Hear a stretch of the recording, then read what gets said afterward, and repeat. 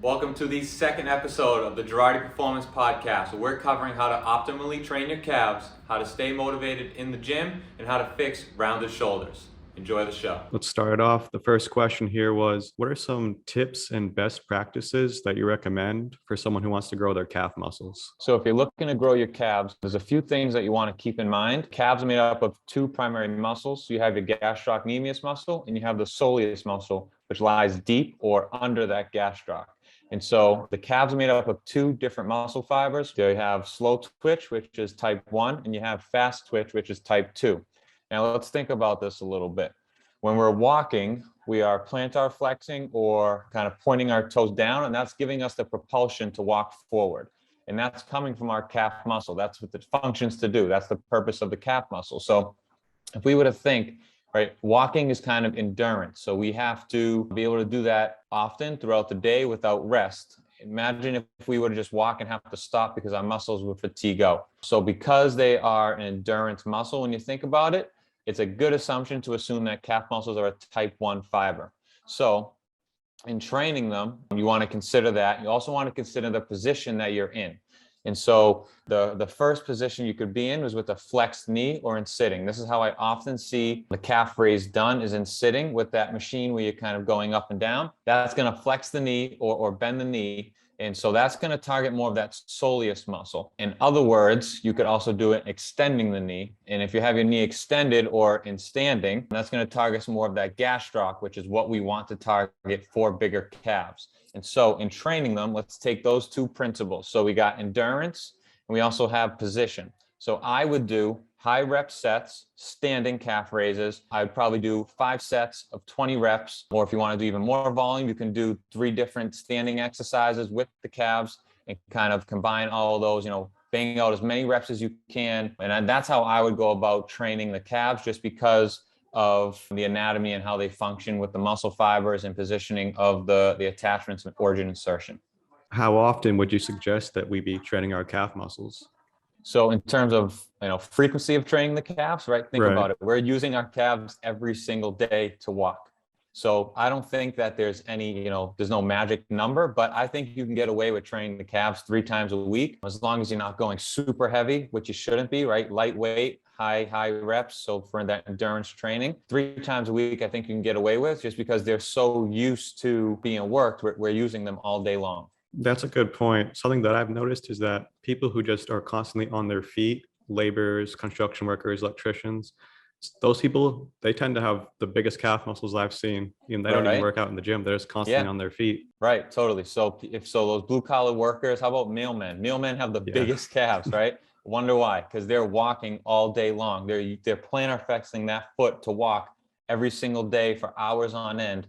And it's no wonder they have big calves. So just keep that in mind. If you're doubting me, doubting what I'm saying, think mailmen, they're walking all day. They always have huge calves. Great point. Okay, our second question here was about motivation. How do you stay motivated? We constantly see you in the gym, training clients. What keeps you going? So I forget which podcast I actually heard this on, and I couldn't agree. It was a couple years ago.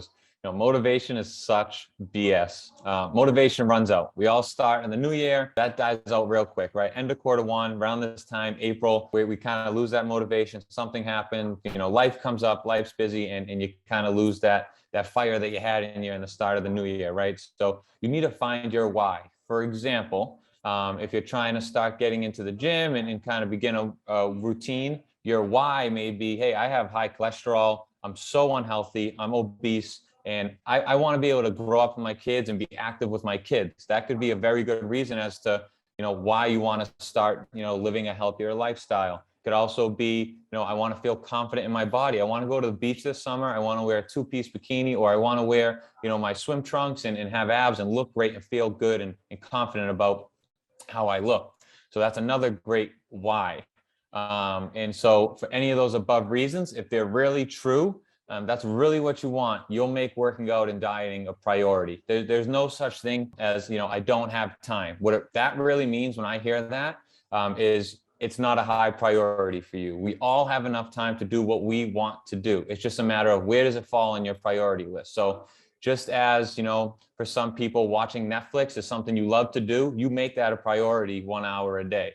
Eating, right? We have to eat. You make eating a priority at some point in the day because you have to do it. So if this is something that you really want to do, working out, exercising, dieting, feeling good, more energized, being happier, living a better quality of life, you're going to set a time in your schedule each day, maybe either start 3 days a week, 5 days a week. You're going to do it. You're going to get it done if it's something you really want to do. And if not, you have to ask yourself, do you really care about your health that much that you're going to start getting to the gym? And if not, that's up to you. I couldn't agree more. Identifying your why is so important, probably the most important thing. That's what will keep you going. And I really resonate with what you said about motivation kind of being bullshit. You need to be driven. You need to be obsessed, because if you're driven, whatever is in front of you will get destroyed. You're going to crush your workouts. You're not going to skip. You're always going to be on top of what you have to do. And something that helped me in the beginning, starting out my fitness journey, was getting a journal and writing down everything I had to do, planning out my schedule for the week. I have to run twice a week. I have to lift weights 3 times a week. I have to do yoga 2 times a week. And however I fit that in, I fit that in. The only exceptions are injuries and sickness. Besides that, I have to keep myself accountable. Right, totally, and you hit the nail right on the head there. I mean, you feel the benefits, and so you want to keep doing it. And the hardest part is just starting. Once you get in that routine, you feel so good, you never want to go back. If I miss the gym for 2 days, I feel like crap, and I'm like, I can't wait to get back in there. So at a point, it's not about how you look anymore. It's like, I feel good. Those endorphins are running through my body, and I just feel better, and that's why I want to work out. That's a great point. A lot of these associations people have of resistance going to the gym are because they're in the beginnings of getting in shape, in the beginning of getting fit. Once you're actually fit, exercise is something that you look forward to. It's an alleviation of stress. It feels great. Like you said, if I miss a workout, I don't feel good. My mood is off. I just feel meh, like things aren't how they should be. Exactly, totally. And I just wish that everyone could feel that. And once you do, it's like a drug. You never want to stop. You get addicted. Absolutely. Okay, our third question here is, how can someone fix rounded shoulders, forward shoulders? So, again, getting in this posture is just a part of society today. I don't think I've met one person, or I'd say one in every probably 3 people have this rounded forward shoulder posture, right? Whether they know it or not. And it's because, what are we doing? We're at our computers all day, whether we're working on something or we're watching YouTube, or we're sitting in the car driving wheels like this. And so it's just, again, it's a part of society, unfortunately, and we kind of have to train ourselves to get out of that posture. So real simple fix I like to tell all my clients and cueing them to have good posture is raise your shoulders up to your ears, roll your shoulder blades together as if you were squeezing a pencil between them, and then tuck them down in your back pockets.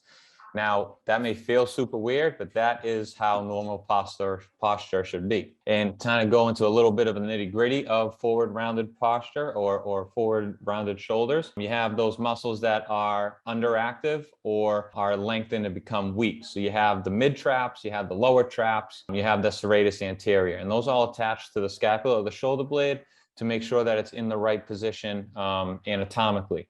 And in terms of overactive and muscles that have become tight, you have your pec major, your pec minor, and your upper traps. And you also have probably some kyphosis in that thoracic spine. So you kind of be in this rounded posture. That's what kyphosis is. So for those overactive, tightened muscles, you obviously want to stretch them. And for the underactive muscles, you obviously want to strengthen them. And so just a little bit of exercises for each. So if you want to stretch the pec major, pec minor, you can do band pull front and backs here. You can do a doorway stretch. For the upper trap, I like to grab my head here and go into a little bit of side flexion or kind of look down into your armpit. That's going to stretch the opposite upper trap. For thoracic mobility, I have all of my clients do this, hands behind your head, just kind of do thoracic extensions on a foam roller. And in terms of strengthening those lengthened muscles, again, the mid trap, lower trap, and serratus. Mid trap, band pull aparts. Again, be sure you want to think of squeezing that pencil. For the lower trap, you can do this lying down, you can do this standing against a wall. You want to do a Y raise. So it's kind of something like this motion. And then in terms of the serratus anterior, I love the Serratus Punches. You can do it standing with a cable, or you could do it lying down on your back and kind of just punch up in the air. I like to call it a punch plus. So you're punching and then giving that extra little motion to kind of get the scales over here that some people have, and you'll see in bodybuilders, to activate. That's your serratus anterior. Do that posture setup, work on those muscles, and over time, that will fix those rounded shoulders. I'd say do that about 3 to 4 times a week and really start hammering away on those muscles.